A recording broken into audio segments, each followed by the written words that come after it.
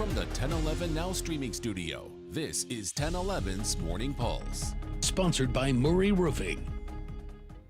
Good morning. This is Craig Allison with your Morning Pulse for Wednesday, January 29th. Our first story this morning, a federal judge temporarily blocked the president's freeze on federal loans and grants, and the effect can be felt here in the Good Life. University of Nebraska President Dr. Jeffrey Gold said in a statement in part, quote, "Our primary focus is on gaining a clearer understanding of how this pause will impact research and programmatic grants and contracts, including those already awarded. Currently, the university knows this would not affect Pell Grants and federally sponsored direct student loans. That said, it has halted the issuance of new awards, the disbursement of federal funds under all open awards, and other relevant agency actions that fall under the executive orders."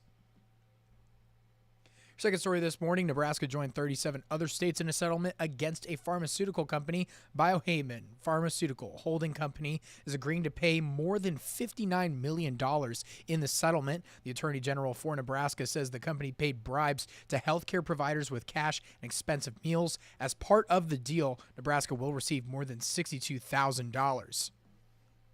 Third story, going to our neighbors just south of us. The Kansas State Health Department says 2 people have died and dozens of others have gotten sick. Health officials there say 67 active cases of tuberculosis have been reported in the Kansas City, Kansas metro area since last January. Despite the outbreak, the risk of the disease being transmitted is low. Symptoms include persistent cough and fever, fatigue, and body aches. If you think you might have TB, talk to your doctor about getting tested.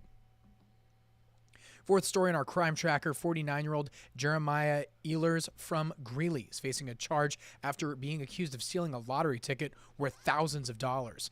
This comes as a count of theft by deception of $5,000 or more. In April of last year, he showed a scratch ticket to the Nebraska lottery and was paid $213,000 after taxes. According to the affidavit, the company who owns the store Ehlers worked at contacted them because they have video of him stealing the scratch tickets. Wrapping things up with your final story, a new work of art is on display by hometown artist and former professor at UNL, Eddie Dominguez. The ceramic art piece is being featured at the Eiseley Branch Library near 14th and Superior, called Heritage. It was made over the course of 15 years by him, and he says this was inspired by Lincoln and his other hometown in New Mexico. The city acquired the piece on loan from the Museum of Nebraska Art and will hold on to it for the next 5 years.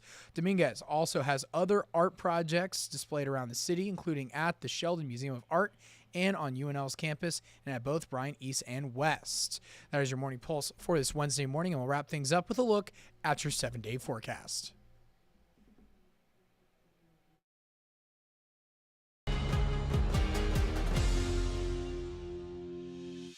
You've been listening to 1011's Morning Pulse.